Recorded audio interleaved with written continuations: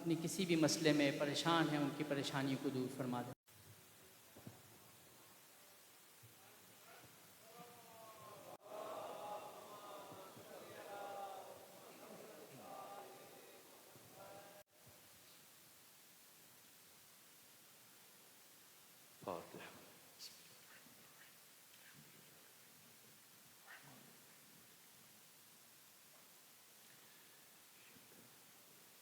سيدنا ونبينا وشفيع ذنوبنا وطبيب قلوبنا وحبيب نفوسنا ومولانا أبي القاسم محمد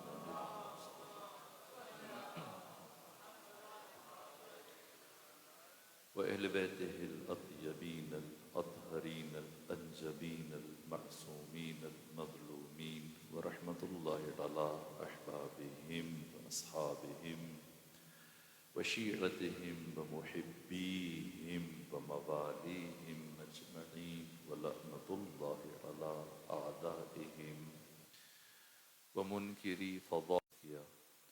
سورہ مبارک مومنون قرآن حکیم کا 23واں سورہ، اور یہ سورہ مکی، البتہ ترتیب نزولی کے اعتبار سے اس کا عدد 73 ہے۔ مصحف کی ترتیب، جس ترتیب سے خود ختمی مرتبہ نے اس سورہ کو مرحلہ تدوین میں مصحف میں جس مقام پہ رکھا، وہ سورہ مبارکہ حج کے بعد اس کا عدد 23واں ہے۔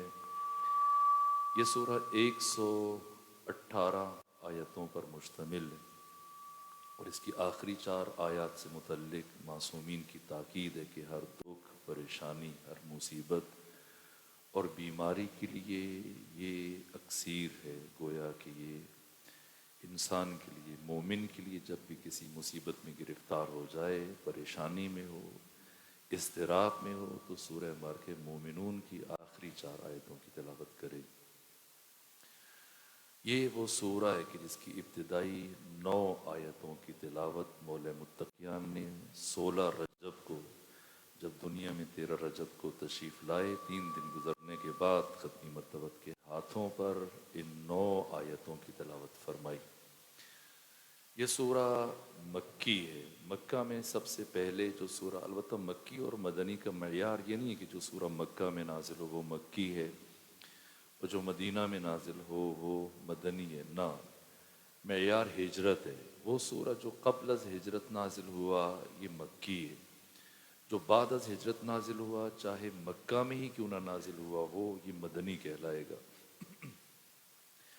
بہرحال یہ سورہ مکی ہے، 118 آیتوں پر مشتمل ہے، اور امام ثعلبی نے، جن کی وفات 427 ہجری میں ہوئی، اپنی تفسیر الکشف والبیان، جو قرآن کی ایک بہترین تفسیر مانی جاتی ہے اعجاز عددی کے اعتبار سے اور باقی لغوی اعتبار سے، 3 کتابیں ایسی ہیں کہ جو قرآن مجید کے طالب علم کے لیے بہت اہمیت رکھتی ہیں، جنہیں فریقین کے ہاں اہمیت حاصل ہے۔ ایک الاتقان، علامہ جلال الدین سیوطی کی علوم قرآن میں یہ سب سے بہترین کتاب مانی جاتی ہے اور تقریباً سند کی حیثیت رکھتی ہے۔ دوسری امام راغب اصفہانی کی کتاب مفردات راغب، کہ قرآن مجید کے الفاظ اور کلمات کے معانی کے لیے یہ ایک بہترین کتاب جو ہر مفسر اور قرآن کا ترجمہ لکھنے والے کے لیے ناگزیر ہے۔ تیسری کتاب یہی الکشف والبیان جو امام ثعلبی نے لکھی ہے، یہ بڑی تفاسیر کی پہلی صف میں شامل۔ ایک صلوات ہوجی خاندان فاطمہ۔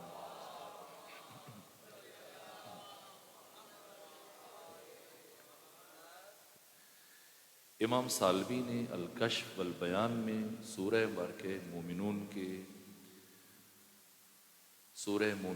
کے حروف کی تعداد 4802 تحریر کی ہے، اور اس کے کلمات کی تعداد 1840 لکھی ہے۔ یہ سورہ اپنے اندر بہت سارے عجائبات اور اہم ترین موضوعات کو بیان کرتا ہے۔ اس سورہ کے 5 نام تحریر کیے گئے، البتہ ان میں مزید چند ایک تقاسیم ہیں۔ صورتوں کی تقسیم یہ ختمی مرتبہ نے خود فرمائی، ان کے اسماء سے متعلق جیسے سورہ بارکہ الحمد کے 25 نام علامہ جلال الدین سیوطی جن کی وفات 911 ہجری میں ہوئی، 25 نام انہوں نے الاتقان میں درج کیے، ان میں سے صرف 2 نام توقیفی ہیں، باقی خود بعد کے علماء نے، مفسرین نے یہ اجازت ہے کہ وہ اپنے ذوق اور سلیقے کے مطابق جو مفاہیم اور سورہ میں بیان ہوئے ہیں یا ان الفاظ کے جو مناسب الفاظ ہیں ان کی نسبت، اسی طرح سے اس سورہ کو قد افلح بھی کہا گیا ہے، سورہ مومنون بھی کہا گیا ہے، سورہ ایمان بھی کہا گیا، اور بھی جو باقی نام ہیں، یہ سورہ نصاب ایمان ہے۔ اور مومنین کی خصوصیات کو پہلے مرحلے میں 8 خصوصیتیں سورہ مبارکہ مومنون میں بیان ہوئیں۔ ایسا نہیں کہ انسان خود کو مومن کہہ دے یا دوسرا اسے مومن کہے تو یہ مومن قرار پائے گا، نہ، مومن کا نصاب، ایمان کا نصاب اللہ نے قرآن میں جس طرح سے بیان فرمایا، ورنہ سورہ مبارکہ العنکبوت میں پروردگار فرماتے الف لام میم احسب الناس ان یترکوا ان یقولوا آمنا، کیا لوگوں کو صرف اتنی سی بات پر چھوڑ دیا جائے گا کہ وہ کہیں گے کہ ہم مؤمن ہیں، وَهُمْ لَا يُفْتَنُونَ، اور انہیں مرحلہ آزمائش میں داخل نہیں کیا جائے گا، نہ، وَلَقَدْ فَتَنَّ الَّذِينَ مِن قَبْلِكُمْ، در حالی کہ اللہ تو آزماتا رہا ہے ان کو بھی جو تم سے پہلے آئے، وَلَيَعْلَمَنَّ اللَّهُ الَّذِينَ صَدَقُوا، اللہ ضرور جاننا چاہتے ہیں تم میں سے کون سچے ہیں کون جھوٹے ہیں۔ بس ایسا نہیں ہے کہ جو انسان خود کو مومن کہے یا دوسرے اسے مومن کہیں تو ہم اسے مومن محسوب کریں گے، نہ، ہرگز ایسا نہیں ہے۔ احسب الناس ان یترکوا ان یقولوا آمنا، اتنی سی بات پہ چھوڑ دیا جائے گا کہ وہ کہیں گے مومن۔ مومن کون ہے؟ مومن کی خصوصیات، مومن کے ارکان، مومن کے اجزاء کو خود اللہ نے سورہ مبارکہ مومنون کے اوائل میں بیان کیا۔ 8 علامات میں سے سب سے پہلی علامت الذین هم فی صلاتہم خاشعون، یہ مومن کی پہلی علامت ہے کہ مومن نماز میں خشوع کرتا ہے۔ خشوع کیا ہے؟ 2 چیزیں، ایک خضوع ہے ایک خشوع ہے۔ ظاہری آداب کو، بدنی آداب کو خضوع کہا جاتا ہے، اور قلبی آداب کو، روحی آداب کو خشوع کہا جاتا ہے۔ نماز میں اللہ کو مومن سے یہ دونوں حالتیں مطلوب ہیں، خضوع بھی درکار ہے، خشوع بھی چاہیے، اور خضوع خود اس خشوع کا پیش خیمہ ہے۔ اگر خضوع نہیں ہے تو ہرگز خشوع نہیں آ سکتا، اور خشوع کے بغیر نماز نہیں، ہم آگے چل کے عرض کریں گے، یہ چیز مطلوب ہے۔ خضوع ظاہری ادب ہے، بدنی ادب ہے، خشوع قلبی ادب ہے، روحی ادب ہے۔ اگر اس کی بارز ترین اور کامل ترین اور اتم ترین مثال دیکھنا چاہیں اس عالم ہست و بود میں، اور اس کا بارز ترین مصداق تلاش کرنا چاہیں کسی ایسی ہستی کی نماز، تو مجھے مرحوم شبیر حسن خان جوشم علی آبادی کا یہ شعر یاد آتا ہے جو بہت خوبصورت شعر انہوں نے بیان کیا۔ خضوع اور خشوع کی مثال ایک ساتھ جس طرح سے جوشم علی آبادی نے اپنے سلام کے ایک شعر میں کہی، روز عاشور جو سید الشہداء نے نماز پڑھی، کہا کیا نماز شاہ تھی ارکان ایمانی کے ساتھ، کیا نماز شاہ تھی ارکان ایمانی کے ساتھ، دل بھی جھک جاتا تھا ہر سجدے میں پیشانی کے ساتھ۔ یہ خشوع اور خضوع ہر دو کی بارز ترین اور اتم ترین اور کامل ترین مصداق ہے، مثال ہے۔ اللہ کو نماز میں خشوع بھی چاہیے، خضوع بھی چاہیے۔ ایسی نماز جس میں خضوع نہ ہو یا خشوع نہ ہو اللہ کو مطلوب نہیں ہے۔ ایک نمازی آیا اور مسجد میں پیغمبر اسلام صحابہ کے ساتھ گفتگو کر رہے تھے، وہ جلدی نماز پڑھ رہا تھا، اور حضرت نے جو بعد میں جب یہ نماز پڑھ کے گیا تو تشبیہ دی، کہا یہ رکوع و سجدہ اس طرح سے جلدی اٹھ رہا تھا جیسے ایک پرندہ زمین پر اپنی چونچ مار رہا ہوتا ہے۔ اگر اس حالت میں یہ مر جائے تو بہرحال یہ اسلام پر نہیں مرے گا، چاہے یہودی مر جائے چاہے نصرانی مر جائے۔ اللہ کو ایسی نماز مطلوب نہیں ہے۔ اللہ نے جو نماز کا حکم دیا اور فرمایا کہ اقیموا الصلاۃ ولا تکونوا من المشرکین، نماز قائم کرو مشرک نہ بنو، یعنی مشرک نجس ہے۔ تارک الصلاۃ کی بات نہیں ہو رہی ہے، ورنہ تارک الصلاۃ سے متعلق میں ایک چیز بیان کرتا ہوں۔ ایت اللہ تقی بہجت کے پاس ایک جوان آیا، کہا کہ آقا بہجت آپ عارف ہیں، امام زمانہ سے قریب تر ہیں، اولیاء خدا میں سے ہیں۔ انہوں نے نفی کی، کہا نہ میں آپ کی نسبت حسن ظن رکھتا ہوں، میں ایک مصیبت میں گرفتار ہوں، پریشانی کا شکار ہوں، آپ میری مدد کریں۔ کہ کیسی پریشانی ہے؟ کہا کچھ عرصہ پہلے میں نے اللہ کے ساتھ اور امام زمانہ کے ساتھ یہ عہد کیا تھا، اور یہ وعدہ کیا تھا کہ میں زندگی میں کبھی کسی نامحرم پر بری نگاہ نہیں ڈالوں گا، اور اگر کبھی میں اپنے نفس پر قابو نہ رکھ سکا اور میں نے ایسا کر دیا تو میں سزا کے طور پر اپنے نفس کو سزا دینے کے لیے میں نے وعدہ کیا تھا اللہ کے ساتھ اور امام زمانہ کے ساتھ کہ میں ایک ہی ظرف میں، ایک ہی برتن میں کتے کے ساتھ بیٹھ کے کھانا کھاؤں گا۔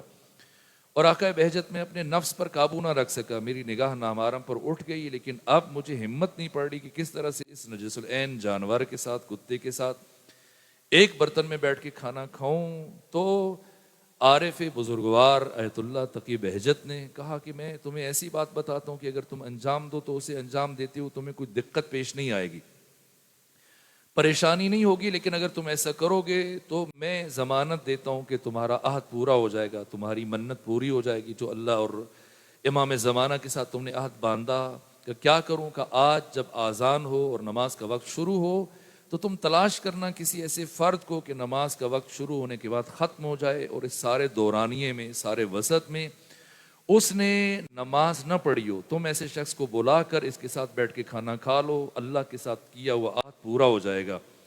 تارک الصلاۃ کی بات نہیں ہے، مومن ممکن نہیں ہے تارک الصلاۃ ہو، نہ بات ہو رہی ہے خشوع کی، خضوع کی۔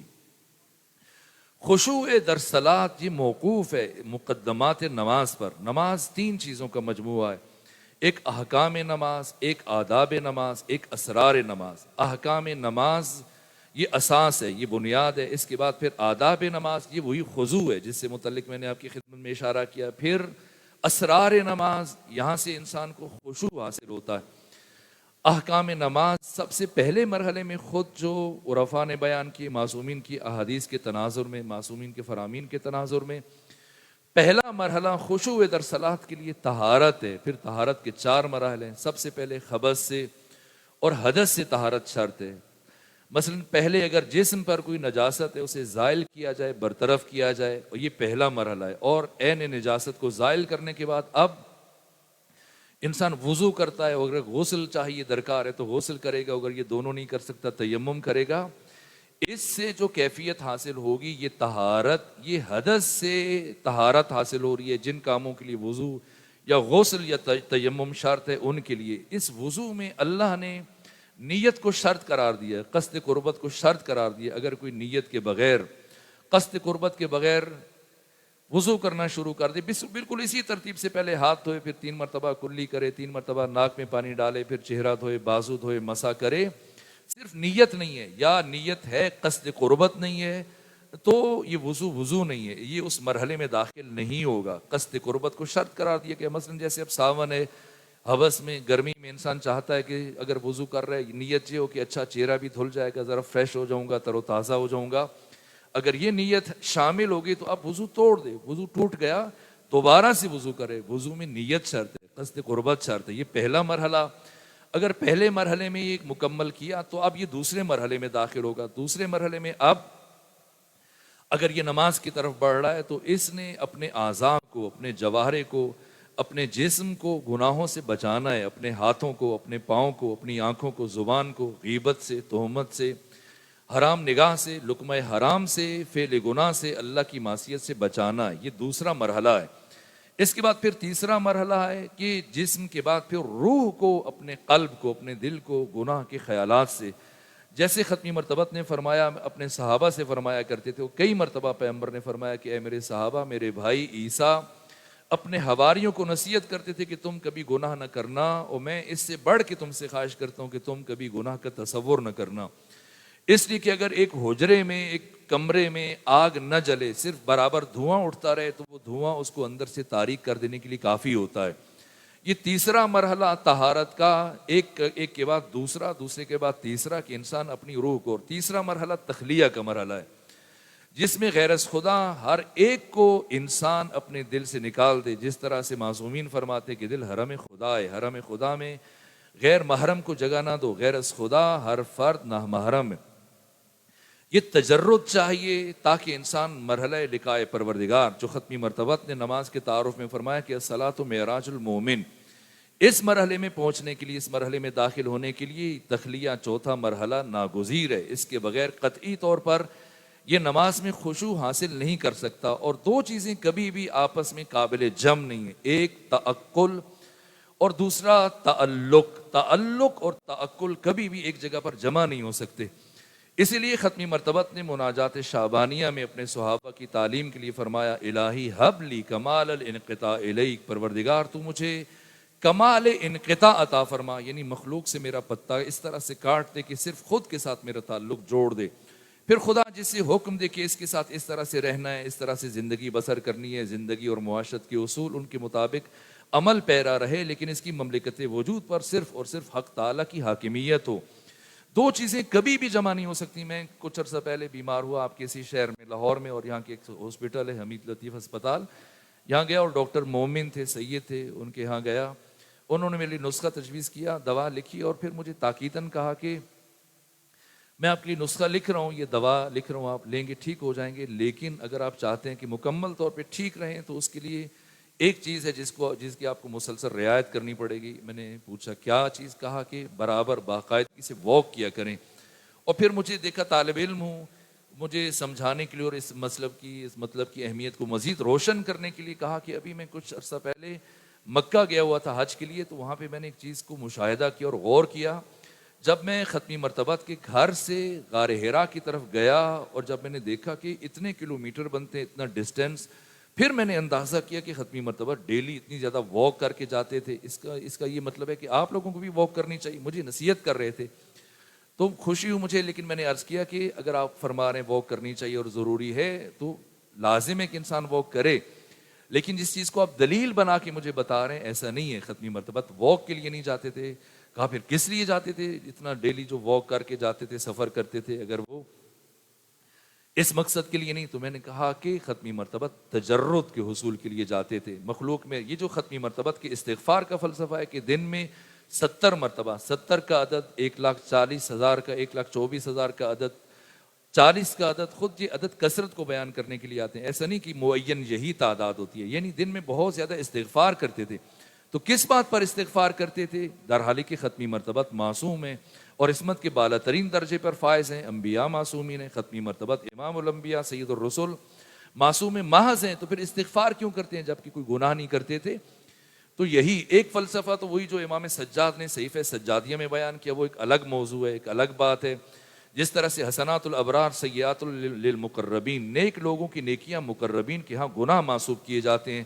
ابھی جو ظہر کا وقت قریب ہے، میں اور آپ مل کے نماز پڑھیں گے. یہ نماز اگر یہی نماز علی ادا کر دیں تو ہماری نسبت نیکی ہے جو اب ابھی ہم کریں گے، نماز پڑھیں گے. لیکن اگر علی یہی نماز پڑھیں تو وہ یہ گناہ معصوب ہوگا، کیونکہ اللہ کو علی سے ایسی نماز نہیں چاہیے جیسی ہم پڑھ رہے ہیں. اس لیے کہ جس کی معرفت کا معیار جتنا بلند ہوتا ہے اس سے اسی سطح کی عبادت مطلوب ہوتی ہے.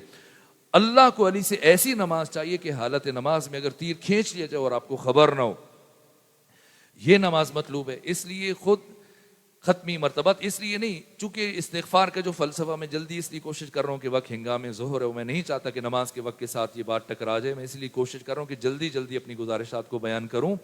پیغمبر کے کثرت استغفار کا فلسفہ یہ تھا کہ جو لوگوں میں جتنی دیر رکتے تھے، مخلوق میں جو رہتے تھے اور ان کے ساتھ جو آپ وقت بتاتے تھے، خود حضرت کی خواہش ہوتی تھی اور آپ کے مقام عصمت کا تقاضا تھا کہ خالصتاً آپ کا ہر لمحہ کما حق اس درجہ عروج پر حق تعالیٰ کے ساتھ اس رابطے پہ ہو، اسی سطح پہ، اسی درجے پہ، اور وہ ذرہ برابر کم نہ آئے. لیکن جب مخلوق کے ساتھ مشغول ہوتے تھے، اگرچہ وہ تبلیغ کر رہے ہوتے تھے لیکن رابطہ اس سطح پہ نہیں رہتا تھا، وہ متاثر ہوتا تھا. اس لیے ختمی مرتبت پھر بعد میں بار بار استغفار کرتے تھے.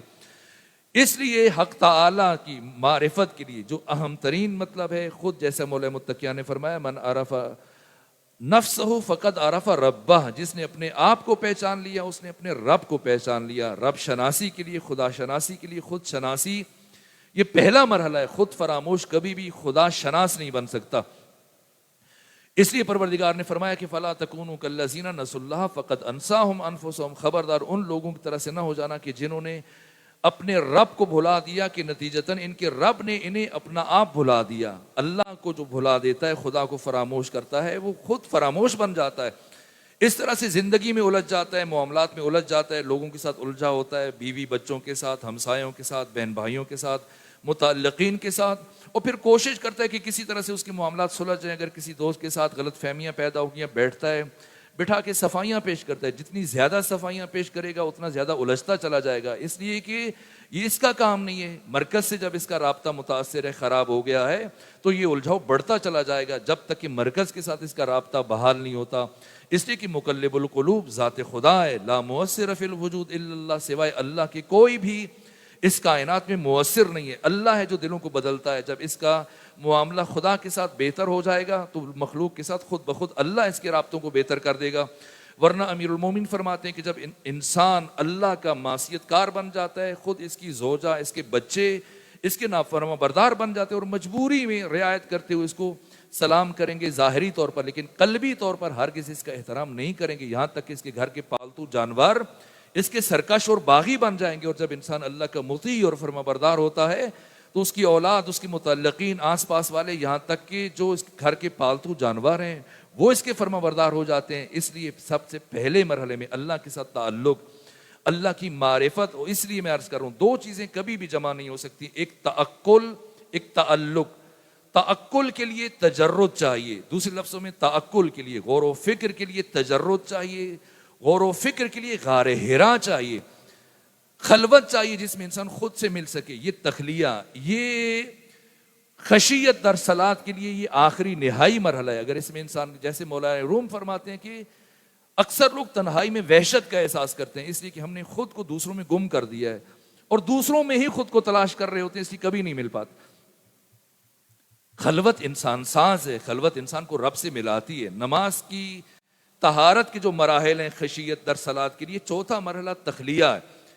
اور تخلیہ کے آداب میں حتیٰ انسان جب, اس معصومین کی روایات ہیں, احادیث ہیں, کہ حتیٰ انسان جب بیت الخلاء جاتا ہے تو جاتے ہوئے جو دعائیں ہیں ان پہ ہم کو غور کرنا چاہیے. وضو کرتے ہوئے جو دعائیں پڑھی جاتی ہیں, یہ کیا حکمت ہے کہ انسان پہلے جاتے ہوئے پہلے بایاں قدم رکھے, اور جب بیت الخلاء سے باہر آتا ہے پہلے دایاں قدم رکھے. یہ ایک نظام ہے پروردگار کا, یہ نظام فطرت ہے. پہلے انسان خوراک کھاتا ہے, اور جو خوراک اس کے لیے مفید ہوتی ہے, مؤثر ہوتی ہے, یہ اس کے بدن کا جزو بن جاتی ہے خون کی شکل میں. اسے سورہ مومنون نے بعد کے مراحل میں بیان کیا ہے.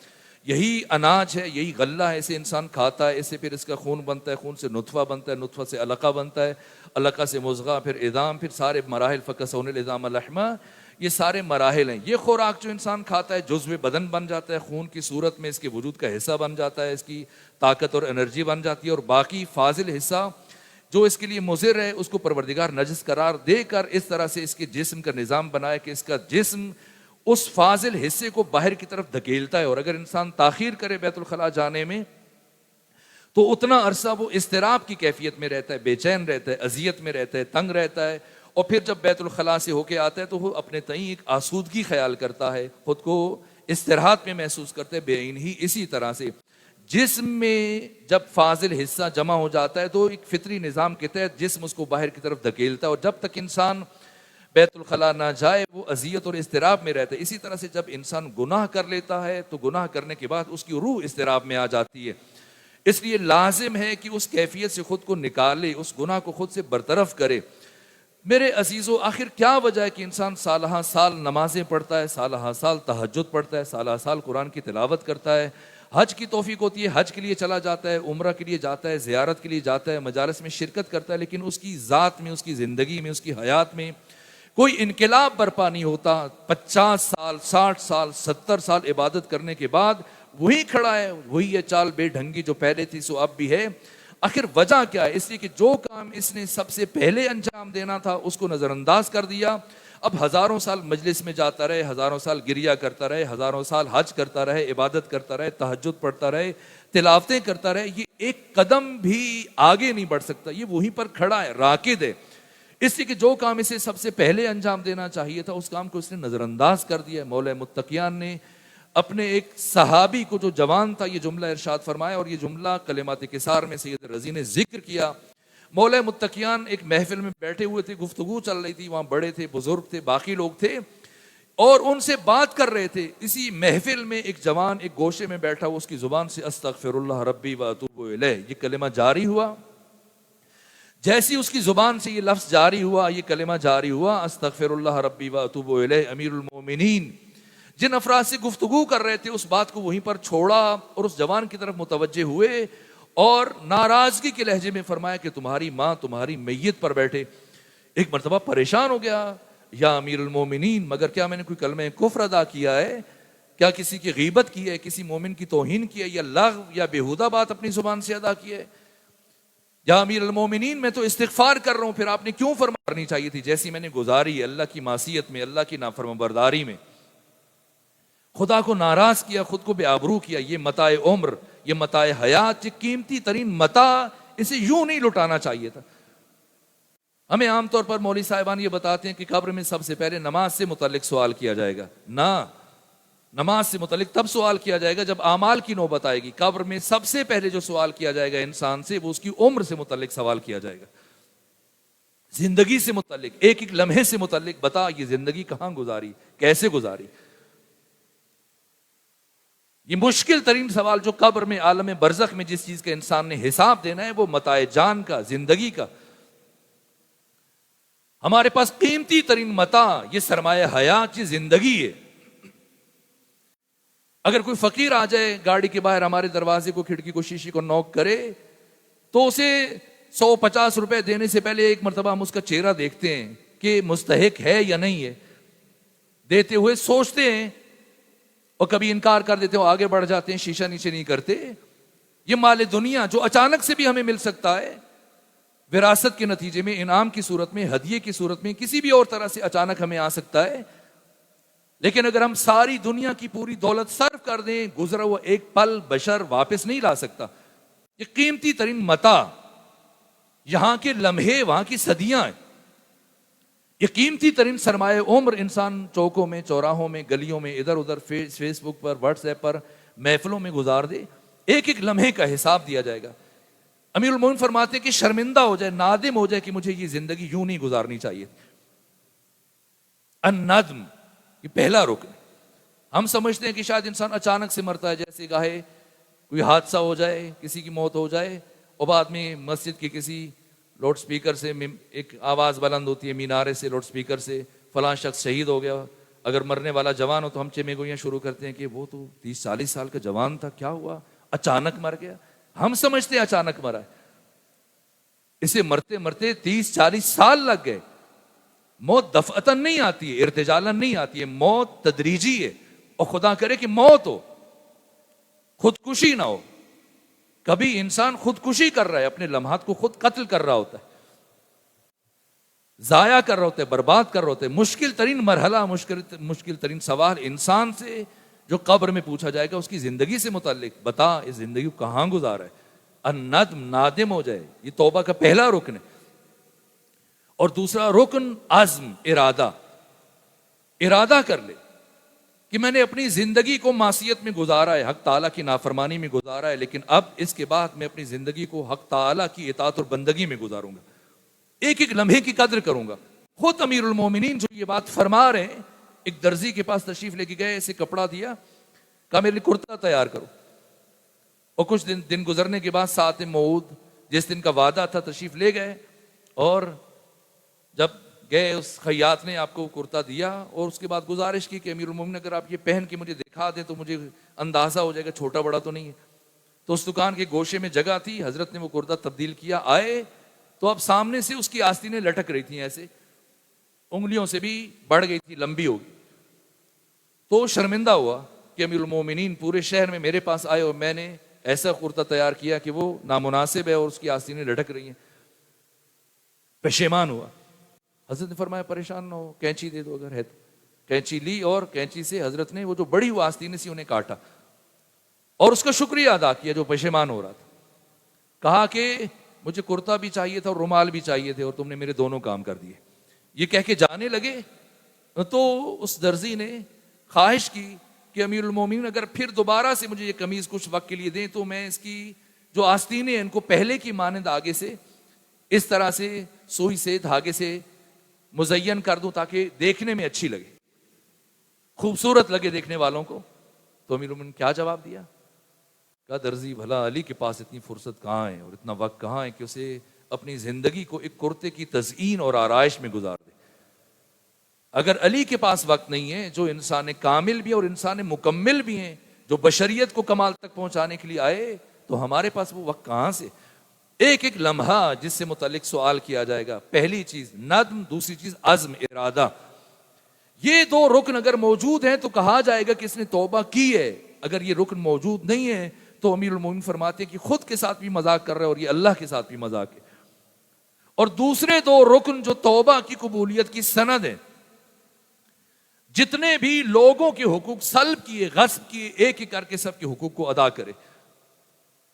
جیسے فضیل ابن عیاض ڈاکو تھا اور ڈاکہ ڈالنے کے لیے اپنے ساتھیوں کے ہمراہ نصف شب آدھی رات کو جب کسی شخص کی دیوار کے اوپر چڑھا اندر پھاندنے کے لیے، کودنے کے لیے، تو صاحب خانہ قرآن مجید کی تلاوت کر رہا تھا اور اس آیت پہ پہنچا کہ کیا ابھی تک وہ وقت نہیں آیا کہ میرا بندہ میری طرف لوٹ آئے. جیسے ہی یہ آواز اس کے کانوں سے ٹکرائی، وہیں بیٹھے بیٹھے کہا کیوں نہیں، وقت آ گیا. پھر اندر چھلانگ نہیں لگائی، باہر آیا اور اپنے ساتھیوں کے پاس ان کو بھی متوجہ کیا اور کہا جتنا مال لوٹ چکے ہیں آؤ سب جمع کرو، دو جس کا لوٹا ہے اس کو واپس کرتے ہیں. پھر مال ختم ہو گیا اور یاد آتے رہے کہ ان افراد کا بھی ہم نے مال لوٹا تھا. پھر خود مزدوری کرتا رہا فضیل ابن عیاض اور ایک ایک کر کے سب کو لوٹایا اپنی زندگی میں. نتیجتاً پھر معرفت کے مدارج طے کی اور آج ان کی کتابیں پڑھ کر لوگ ہدایت حاصل کرتے. لوگوں کے جتنے حقوق ہماری گردن پر ہیں ایک ایک کر کے سب کو ادا کریں. اگر کسی کی غیبت کی ہے اور غیبت کر کے لوگوں میں اس کی شخصیت کو ہم نے کم کیا ہے، اس کی شخصیت کا گراف نیچے لے کے آئے، اب انہی لوگوں میں بیٹھ کے اس کی اس طرح سے تعریف کی جائے کہ وہ اس کی شخصیت کھوئی ہوئی شخصیت بحال ہو جائے. باقی گناہ جن کا تعلق مال سے ہے، اگر ایک فرد کا ہمارے پاس مال ہے اس کو خبر نہیں ہے، ایک ایک کر کے یہ حق ادا کیا جائے. بندوں کے جتنے بھی حقوق ہیں. چوتھے مرحلے پہ اللہ کے حقوق، نمازیں جو رہ گئیں، روزے جو انجام نہیں دیے، باقی واجبات جو چھوٹ گئے، ایک ایک کر کے سب کو ادا کرے. بندوں کے اور اللہ کے حقوق. تیسرا اور چوتھا رکن علی فرماتے ہیں اگر یہ دو کام کر لیے تو پھر یقین حاصل کر لو کہ تمہاری توبہ قبول ہو چکی ہے، ورنہ تمہیں کبھی اس کام کی توفیق حاصل نہ ہوتی.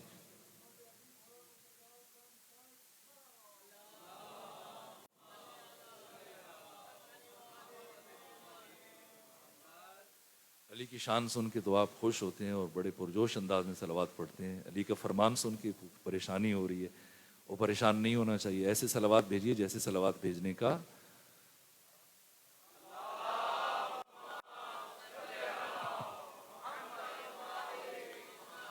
میرا یہ ارادہ نہیں تھا. بات اس طرف چل پڑی. میں خود چاہ رہا تھا کہ خشیت صلاۃ کے چند ایک پہلو آپ کی خدمت میں عرض کروں، اور اگر آپ پریشان ہو رہے ہیں تو میں آخری دو رکن چھوڑ دیتا ہوں اور پھر اپنی بات واپس بڑھاتا ہوں.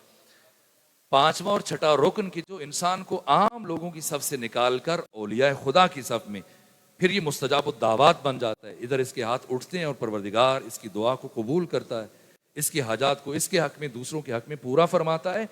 یہ مستجاب الدعوات بن جاتا ہے. امیر المومنین فرماتے ہیں کون سے دو رکن کہ جو انسان کو انبیاء اور اولیاء کی صف تک لے آتے ہیں. پانچواں اور چھٹا رکن. پانچواں رکن کے اللہ کی معصیت میں، اس زمانے میں جس زمانے میں اللہ کی نافرمانی کرتا رہا اور اس دورانیے میں اس کے وجود میں جو گوشت اگا ہے، پوست، اور جو اس کے اعضاء بدن میں بڑھوتری ہوئی ہے، اب اتنی ریاضت کرے کہ وہ گوشت جو بنا ہے، اگا ہے، وہ زائل ہو جائے، برطرف ہو جائے.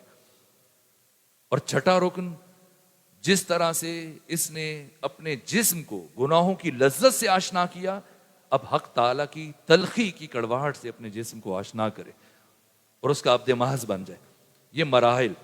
خود اس کے بعد پھر نماز کا مرحلہ ہو، پھر تزکیہ کے یہ مراحل. میرے عزیزوں، مجھے لگ رہا ہے کہ وقت ختم ہو رہا ہے. میں اپنی گفتگو کو سمیٹتا ہوں. نماز مومن کی معراج. مومن کی پہلی علامت یہ ہے کہ نماز، اور نماز میں خود وہ کیفیت، ورنہ ایت اللہ تقی مصباح یزدی مسجد مقدس جمکران میں گفتگو کر رہے تھے چند سال پہلے، اور فرما رہے تھے کہ بس اوقات انسان نماز کے نام پر اپنے اللہ کے ساتھ مذاق کرتا ہے، اللہ کے ساتھ بے ادبی کرتا ہے. نماز کے لیے کھڑا ہوا اللہ کی بارگاہ میں، اور ثنا جس کی بہت تاکید ہے، کہے انی وجہت وجہی للذی فطر السماوات والارض، اور اے بادشاہوں کے بادشاہ، احکم الحاکمین، رب الارباب، میں تیری بارگاہ میں حاضر ہوا ہوں، ایک نگاہ لطف و کرم میری طرف ڈال دے. مثلا یہ جوان سامنے تشریف فرمائے اور میں ان کی طرف رخ کروں اور ان کا نام لے کے انہیں آواز دوں اور یہ متوجہ ہو جائیں، اور جیسے یہ میری طرف متوجہ ہوں، میں ان سے بات کرنے کے بجائے دوسری طرف دیکھنا شروع کر دوں تو یہ سوچیں گے اگر بات نہیں کرنی تو بلایا کیوں؟ انسان نماز کے لیے مسجد جاتا ہے یا جائے نماز پر اللہ کی بارگاہ میں عرض کرتا ہے انی وجہت وجہی للذی فطر السماوات والارض، اے احکم الحاکمین رب الارباب، بادشاہوں کے بادشاہ، ایک نگاہ لطف و کرم میری طرف ڈال دے. اور خدائے صمد، خدائے بے نیاز انتہائی لطف و کرم کرتے ہوئے اس بندے کی طرف دیکھتا ہے، اور یہ کبھی اپنے کان میں انگلی لے کے جا رہا ہے، کبھی بالوں سے کھیل رہا ہے، کبھی کپڑوں سے کھیل رہا ہے، سوچوں میں غرق ہے. کیا یہ اللہ کی بارگاہ میں بے ادبی نہیں کہ اگر مجھ سے ہم کلام نہیں ہونا تھا تو آواز کیوں دی تھی؟ بے عینی بارگاہ خدا و بارگاہ معصومین، معصومین کا نام لے انسان کمال توجہ کے ساتھ، کمال خشیت کے ساتھ، کمال تواضع کے ساتھ نام خدا ہو، نام رسول ہو، نام علی ہو، نام امیر المومنین، وہ نام کے خود فرشتے بھی یہ نام ادب سے لیتے. میں نے روایتوں میں دیکھا ختمی مرتبت معراج پر تشریف لے کر گئے، اور جب چوتھے آسمان پر تشریف لے گئے بیت المعمور پہ، ظاہر ہے اس سے آگے فرشتے نہیں جا سکتے تھے، تو وہاں پر تمام فرشتوں سے آپ کی ملاقات کروائی گئی اور سب نے استقبال کیا، اور حضرت دونوں طرف یہ فرشتے صفے بنائے کھڑے تھے اور حضرت بیچ میں سے گزر رہے تھے، اور سب جھک جھک کے سلام کر رہے تھے. امیر المومنین نہج البلاغہ میں فرماتے ہیں کہ اگر دیکھنا ہو کہ یہ شخص شریف ہے یا کم ظرف ہے تو معیار شرافت انسانی ذات ختمی مرتبت ہے. اس کے سامنے نام مصطفیٰ پکارو، اگر اس کا سر جھک جائے تو شریف ہے، سر نہ جھکے تو سمجھو کم ظرف ہے، کمینہ ہے. آپ کے خطبہ، علماء، ذاکرین، پڑھنے والے جب آپ کے سامنے گفتگو شروع کرتے ہیں، خطبہ پڑھتے ہیں، ابی القاسم محمد کہتے ہیں، تو اسی فرمان پر عمل کرتے ہو. تو جیسی ختمی مرتبات ان صحابہ کے، ان سپاہی، ان کی ملائکہ کے بیچ میں سے گزر رہے تھے تو ایک فرشتے سے ملاقات ہوئی جس کا نام سن کے عام طور پہ لوگ پریشان ہو جاتے ہیں، اور جناب اسرائیل جو قبض روح پر مامور ہے. جیسے ہی ختمی مرتبت قریب گئے تو انہوں نے بھی جھک کر سلام کیا، اور سلام کے ساتھ ایک جملہ کہا کہ یا رسول اللہ جب زمین پر تشریف لے جائیں تو اپنے بھائی علی ابن ابی طالب کی خدمت میں میرا سلام عرض کیجیے گا. تو ختمی مرتبت نے پوچھا اتعرف علی ابن ابی طالب، جانتے ہو علی کو کون ہے؟ تو اسرائیل نے جواب دیا فَكَيْفَ لَا أَعْرِفُهُ، یہ عزت علی آسمانوں پر، فَكَيْفَ لَا أَعْرِفُهُ، میں علی کو کیسے نہ پہچانوں؟ قد امرت، کہ مجھے یہ حکم دیا گیا اللہ اقبض روح شیعت علی ابن ابی طالب الا باذنہ، کہ میں اس وقت تک علی کی کسی شیعہ کی روح کو قبض نہ کروں جب تک کہ علی سے اجازت نہ لے لوں. میں یہ روایت پڑھتا ہوں حیران ہو جاتا ہوں، اللہ مومنوں پر کتنا رؤوف ہے، کتنا کریم ہے، کتنا مہربان ہے کہ اللہ نے مومن کی موت کو اور قبض روح کو علی کی اجازت کے ساتھ مشروط کر دیا، مبادا یہ مومن حالت گناہ میں اور اسرائیل اس کی روح قبض کرنے کے لیے آ جائے، یا گناہ کر چکے اور ابھی تک توبہ نہیں کی اور بخشش سے پہلے توبہ لیے بغیر دنیا سے رخصت ہو جائے. یہ علی کے فرشتوں نے بھی خود ختمی مرتبت اس روایت کو آیت اللہ جوادی عاملی جیسی برجستہ شخصیت نے، مفسر قرآن، فقیہ اور مرجع تقلید نے بیان کیا ہے. عارف بزرگوار 2 کتابوں میں، شمیم ولایت میں، دوسری کتابوں میں، حتیٰ اہل تسنن کی کتابوں میں نے روایت دیکھی ہے کہ ختمی مرتبت ہر روز اپنی دختر گرامی سیدہ زہرا کے ہاں تشریف لاتے تھے، بیٹھتے تھے، بات کرتے تھے، اور ہر روز علی ابن ابی طالب کی کچھ فضائل بیان کرتے تھے، آپ سے متعلق کچھ گفتگو کرتے تھے. لیکن ایک دن خلاف معمول ختمی مرتبت تشریف لائے اور امیر المومنین سے متعلق بات نہیں کی. جناب سیدہ نے استفسار کیا بابا جان آپ ہر روز امیر المومنین ابن علی ابن ابی طالب سے متعلق بات کرتے تھے، ان سے شان کے متعلق کوئی حدیث بیان کرتے تھے، آج آپ نے کوئی بات نہ کی. پیغمبر نے فرمایا فاطمہ زہرا آج میں وضو سے نہیں ہوں. عجیب بات ہے، یعنی عزت علی پیغمبر کی نگاہ میں اتنی ہے کہ پیغمبر گرامی اسلام جس طرح سے ذکر خدا کے لیے وضو لازم سمجھتے ہیں، اس طرح سے ذکر امیر المومنین کے لیے بھی وضو لازم سمجھتے ہیں. کہ بابا آج آپ نے کوئی روایت، کوئی حدیث بیان نہیں کی ہے، کوئی فرمان مولا متقیان سے متعلق؟ کہا بیٹی فاطمہ آج میں وضو سے نہیں. یہ عجیب ہے، ہم تک یہ بات پہنچانے کے لیے، ہمیں سمجھانے کے لیے، وہ نام جس کی عزت اور حرمت ہے ملائکہ کے ہاں، امام الانبیاء سید الرسل کے ہاں ہم راستہ چلتے ہو بے خیالی میں، مثلا جیسے عام طور پہ گاہے دیکھا جاتا ہے، ایک شخص نام علی پکارے یا علی، اور امیر المومن نجف سے متوجہ ہو جائیں، مومن بتاؤ کیا کہنا چاہ رہے ہو، اور یہ سگریٹ کا کش لگاتے ہو آگے بڑھ جائے، یہ محضر امیر المومن بے ادبی ہے۔ محضر خدا ہو، محضر معصومین ہو، یہ نام کمال ادب سے لینے چاہیے جو نام انبیاء نے ادب سے۔ اس لیے آیت اللہ تقی مصباح یزدی فرماتی کہ اکثر انسان نماز کے نام پر اللہ کے ساتھ مذاق کرتا۔ الصلاۃ معراج المومن، اے کاش کی کچھ فرصت ہوتی، وقت ہوتا، نماز کا وقت داخل ہو رہا ہے اس لیے میں تاخیر نہیں کروں گا۔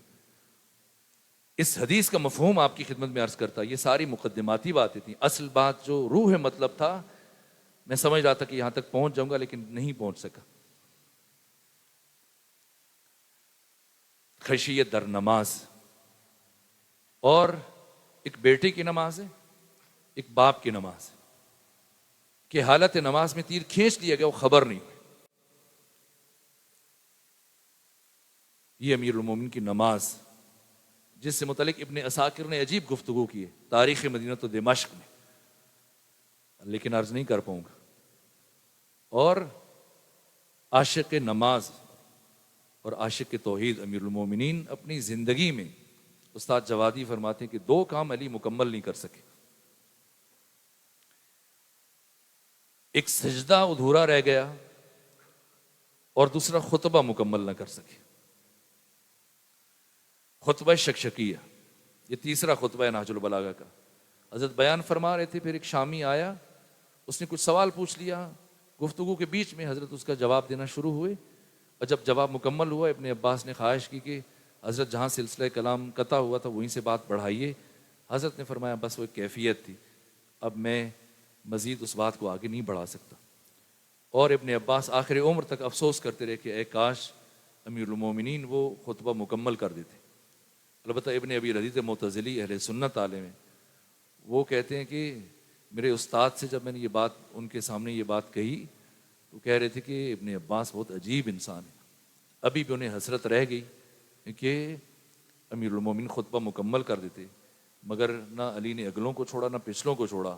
یہ تیسرا خطبہ نہج البلاغہ کا، بہرحال یہ خطبہ حضرت مکمل نہ کر سکے، اور ابن عباس کی خواہش کے باوجود فرمایا کہ یہ ایک شکشکا تھا جو ادا ہو گیا، اسی نسبت سے اس خطبے کا نام خطبہ شکشکیہ ہے۔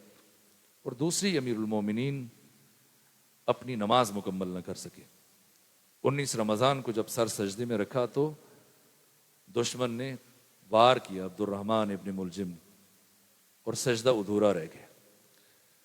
لیکن استاد فرماتے ہیں کہ علی کے بیٹے اور بیٹی نے آ کر اپنے بابا کے دونوں ادھورے کام مکمل کیے۔ سجدے کو حسین ابن علی نے مکمل کیا، اور اس طرح سے مکمل کیا کہ خود سر نہیں اٹھایا، دشمن کاٹ کر لے گیا، اور خطبے کو بیٹی نے مکمل کیا۔ اس طرح سے مکمل کیا کہ خطبہ زینب کو سن کے کہہ رہے تھے اہل شام، مرتضیٰ کا آج انداز خطابت اور ہے، اور خطبہ بھی سنایا ہے تو لہجے میں علی کے، زینب کی تو آواز بھی بے پردہ نہیں۔ عبداللہ ابن عفیف یہ رسول اللہ کے صحابی بھی ہیں، امیر المومنین کے بھی صحابی۔ تو جب بازار کوفہ سے گزر ہوا تو ایک مرتبہ ثانی ازارہ اس مقام پر خطبہ ارشاد فرما رہی تھی، اور یہ نابینا ہو چکے تھے، بہت بوڑھے ہو چکے تھے، اپنے جوان سال بیٹے کے ہمراہ جب گزر رہے تھے تو بیٹے سے کہا رکے، کہا بیٹا کیا قیامت آ گئی، کیا حشر برپا ہو گیا؟ کہ نہیں بابا ایسا تو کچھ نہیں ہے، آپ یہ بات کیوں کہہ رہے ہیں؟ کہ بیٹا 40 ہجری میں جب علی ابن ابی طالب کے سر اقدس پر ضرب لگی تھی تو 20 رمضان کی شب سلام آخر کے لیے جب ہم 7 افراد امیر المومنین کے پاس گئے تھے، گھر میں گئے تھے، تو کچھ گفتگو کے بعد امیر المومنین نے اپنی زخمی پیشانی پر ہاتھ رکھا اور ہم سے کہا تھا سلمکم اللہ، جاؤ میں تمہیں اللہ کی پناہ میں دیتا ہوں، اب علی کی آواز دوبارہ محشر میں سنو گے۔ کہا علی نے آج سے 20 سال پہلے ہم سے یہ کہا تھا کہ میری آواز محشر میں سنو گے، لیکن بیٹا میں یہاں اس مقام پر علی کی آواز سن رہا ہوں۔ کہا بابا یہ علی کی آواز نہیں ہے، علی کی شیر دل بیٹی زینب بنت علی کی آواز. اس طرح سے خطبے کو مکمل کیا، یہاں تک کہ کوفہ کے مراحل کو طے کرتے ہوئے یہ بی بی شام آئی. 19 دن کا سفر طے کیا، تاریخ انسانی کا مشکل ترین سفر. 3 دن برابر شام شہر کے دروازے پر بیٹھی، اس لیے کہ درباروں کو سجایا جا رہا تھا، بازاروں کو سجایا جا رہا تھا.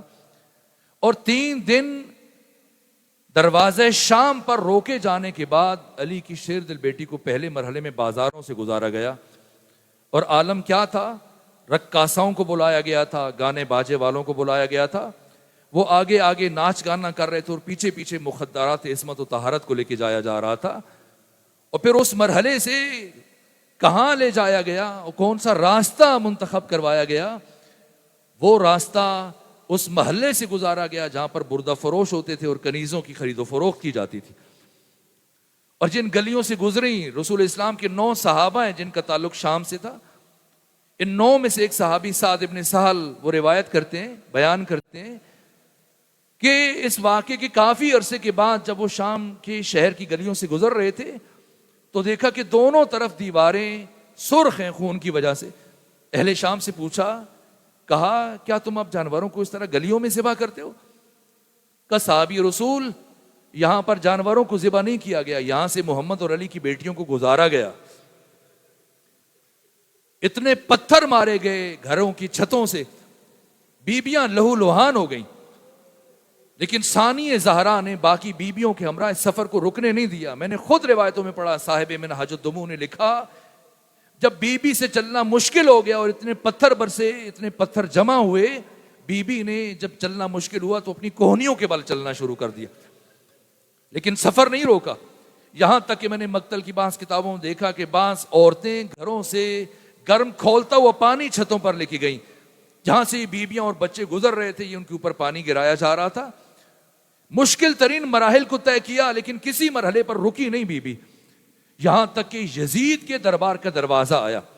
یہ پہلا موقع ہے جہاں ثانیہ زہرا رکی اور سید سجاد سے کہا، سید سجاد میری طرف جا کر یزید ابن معاویہ کو یہ پیغام پہنچائیں کہ ہم نے سارے راستے میں اب تک دشمن سے چادروں کا مطالبہ نہیں کیا، لیکن کیونکہ تو نے اپنے دربار میں یہودیوں کو بلایا ہے، عیسائیوں کو بلایا ہے، غیر مسلموں کو بلایا ہے، جتنی دیر تو نے ہمیں اپنے دربار میں ٹھہرانا ہے صرف اتنی دیر کے لیے ہمیں چادریں دے دو. ہم وعدہ کرتے ہیں جیسے ہی تمہارا دربار چھوڑیں گے یہ چادریں تمہیں واپس کر دیں گے. لیکن یزید ابن معاویہ نے کیا جواب دیا کہ سید سجاد جا کر اپنی پھوپھی زینب کو بتانا. یزید کہہ رہا تھا ایک لمحے کے لیے بھی چادریں نہیں دی جائیں گی. جیسے یہ جواب آیا ایک مرتبہ ثانی زہرا کے چہرے پر جلال آیا. ایک ایک بی بی کا نام لیا، فرمایا فضہ، سکینہ، ام رباب، ام لیلہ، ام فروا، سب ہاتھ اٹھاؤ، میں یزید کے خلاف بد دعا کروں گی، تم سب آمین کہنا. ساری بیبیوں نے ہاتھ اٹھائے، ادھر ثانی زہرا نے ہاتھ اٹھائے. اس سے پہلے کہ لبھائے زینبی میں جنبش پیدا ہو امام سجاد آگے بڑھے، فرمایا پھپھی اماں میں آپ کو بد دعا کرنے سے منع نہیں کرتا، بد دعا کرنا آپ کا حق ہے، لیکن بد دعا کرنے سے پہلے ایک مرتبہ اپنے بھیا حسین کے کٹے ہوئے سر کی طرف دیکھیے. اب جو ثانیہ زہرا نے نگاہ اٹھائی دیکھا حسین کی آنکھوں سے اشک جاری ہیں، گویا حسین فرما رہے ہیں بہن زینب میری محنت ضائع ہو جائے گی.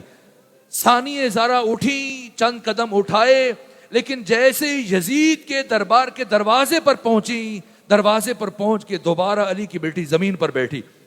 سید سجاد دوبارہ آگے بڑھے، پھوپھی اماں کیا تھک گئی ہیں، گھبرا گئی ہیں؟ فرمایا تھکی نہیں، گھبرائی نہیں. کہا پھوپھی اماں پھر کیوں بیٹھ گئی ہیں؟ کہ سنو سید سجاد، 40 ہجری میں جب میرے بابا علی کے سر اقدس پر ضرب لگی تھی تو وقت آخر سب بچوں کو بلا کر میرے بابا نے وصیتیں کی تھی، اور سب سے آخر میں مجھے قریب بلا کر میرے کان میں کچھ وصیت کی تھی. پھر میرے بابا کی شہادت ہو گئی. اس کے بعد 20 سال گزر گئے، اور ان 20 سالوں میں برابر بنو ہاشم کی خواتین اکثر مجھ سے پوچھا کرتی تھی اے علی کی بیٹی بتا وقت آخر آپ کے بابا نے آپ کے کان میں کیا وصیت کی تھی. لیکن میں نے کبھی کسی کو نہیں بتایا. اے سید سجاد آج پہلی مرتبہ آپ کو بتانے لگی ہوں. میرے بابا علی نے مجھ سے کہا تھا اے بیٹی زینب تجھے اپنی زندگی میں ایک دن ننگے سر یزید جیسے شرابی کے دربار میں جانا پڑے گا، اور بیٹی زینب جب ایسا وقت آ جائے تو گھبرانا نہیں، پریشان نہ ہونا، میں علی وعدہ کرتا ہوں میں آؤں گا تجھے اپنے ساتھ لے کے جاؤں گا. یہاں تک کہ کچھ لمحے گزرے تھے اور ثانیہ زہرا یہ کہتے اٹھ کے بلند ہوئی السلام علیکہ یا امیر المومنین، السلام علیکہ یا ابتا. اتنا مشکل مرحلہ تھا جہاں علی نے اپنی بیٹی کے ساتھ وعدہ کیا تھا کہ میں آپ کو لے کر اپنے ہمراہ جاؤں گا، اس لیے کہ علی کی بیٹی کا ننگے سر یزید جیسے شرابی کے دربار میں جانا، علی جانتے تھے یہ کتنا مشکل مرحلہ ہے. میرے عزیزوں میں آخری جملہ عرض کروں، ثانیہ زہرا جب بچپن میں 5 سال عمر تھی اور سیدہ زہرا سلام اللہ علیہ کی شہادت ہوئی تھی، غسل و کفن کے بعد مولا متقیہ نے باری باری بچوں کو بلایا تھا. پہلے مرحلے میں امام حسن کو بلایا تھا، آ کر آخری مرتبہ اپنی ماں کے چہرے کی زیارت کریں. اب ہم فاطمہ کا میت اٹھا کے لے جائیں گے. یہاں تک کہ امام حسن نے زیارت کی، پھر چھوٹے بیٹے امام حسین کو بلایا، آ کر آخری مرتبہ اپنی ماں کی زیارت کر لیں. امام حسین آئے، کس طرح سے آئے، کیا باتیں ہوئیں آپ جانتے ہیں. اور پھر فضہ سے کہا جا کر میری بیٹی زینب سے کہیں کہ آ کر آخری مرتبہ اپنی ماں فاطمہ زہرا کے چہرے کی زیارت کر لیں. جیسے یہ پیغام پہنچا اور فضہ نے اس 5 سالہ بچی کو جا کے بابا کا پیغام پہنچایا، تو سنیں گے اس بی بی نے کیا جواب دیا. کہ فضہ پہلے آپ بابا سے کہیں اس حجرے سے باہر تشریف لے جائیں، کیونکہ جب میں اپنی ماں کی میت سے لپٹوں گی مبادا میرے سر سے ردا سرک جائے تو مجھے اس حالت میں اپنے بابا کے سامنے جاتے ہوئے شرم محسوس ہوتی ہے. ارے جو بی بی 5 برس کی عمر میں اپنے بابا کے سامنے جاتے ہوئے شرم محسوس کر رہی ہے، اللہ جانے ننگے سر یزید جیسے شرابی کے دربار میں کیسے گئی ہوگی. اللہ لعنت اللہ علی القوم الظالمین وسیعلم الذین ظلموا